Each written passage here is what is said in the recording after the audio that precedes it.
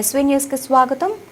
పెద్దపల్లి జిల్లా రామగుండం గోదావరికని పారిశ్రామిక ప్రాంతంలో ప్రైవేటు విద్యా సంస్థలకు చెందిన బస్ల ఫిట్నెస్లను రామగుండం ఎంవీఐ సంతోష్ రెడ్డి, ఏఎంవీఐ ప్రదీప్లతో కలిసి అధికారులు తనిఖీలు నిర్వహించారు. ఏడాది విద్యా సంవత్సరంలో పాఠశాలలు ప్రారంభమైన నేపథ్యంలో విద్యార్థులను తీసుకెళ్లే బస్ల ఫిట్నెస్ పరిశీలించారు.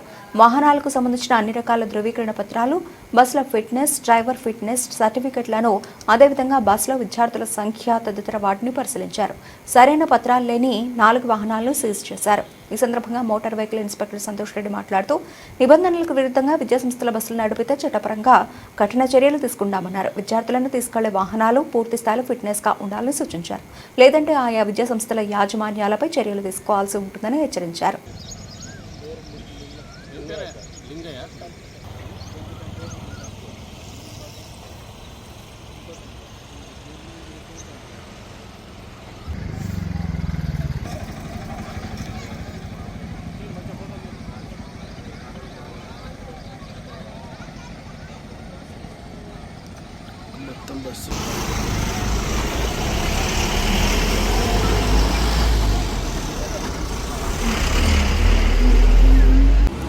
రాష్ట్ర వ్యాప్తంగా స్కూల్ బస్సులపై నిఘా పెంచి పై అధికారులు అయినటువంటి మా కమిషనర్ గారు కానీ మా జేటీసీ అధికారుల ఆదేశానుసారము గత 3 రోజుల నుండి రామగుండం ప్రాంతంలో అలాగే మన ఎన్టీపీసీ గోదావరికని ప్రాంతంలో తనిఖీలు చేయడం జరుగుతుంది.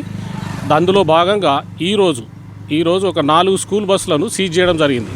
30 వాహనాలను తనిఖీ చేస్తే అందులో 4 బస్సులు సీజ్ చేయడం జరిగింది. అందులో 3 వాహనాలు ట్యాక్స్ లేకుండా తిరుగుతున్నాయి కాబట్టి వాటిని సీజ్ చేయడం జరిగింది. మిగతా ఇక్కడ మన ప్రాంతంలో తిరుగుతున్నటువంటి అన్ని స్కూల్ యాజమాన్యాలకు తెలిపేది ఏంటంటే, సరైన పత్రాలు లేనిది వాహనాన్ని బయటకు తీయకూడదు. ప్రతి వాహనం ఫిట్నెస్ చేసుకొని తింపాలి. అలాగే ఓవర్లోడ్ అసలు వేయకూడదు. దాంతోపాటు ప్రికాషన్స్ బండిలో కంపల్సరీ ఫైర్ ఎగ్జాస్ట్ ఉండాలి, మెడికల్ కిట్ ఉండాలి, అలాగే అటెండెంట్ కూడా ఉండాలి. అటెండెంట్ కూడా తగిన జాగ్రత్తలు తీసుకోవాలి. పిల్లల్ని దింపి చిన్న పిల్లలు ఉంటే రోడ్ క్రాస్ చేసిన తర్వాతే మళ్ళీ వాహనంలో ఎక్కి పిల్లలందరినీ గమ్యస్థానాలకు చేర్చాలని యాజమాన్యాన్ని కోరుతున్నాం.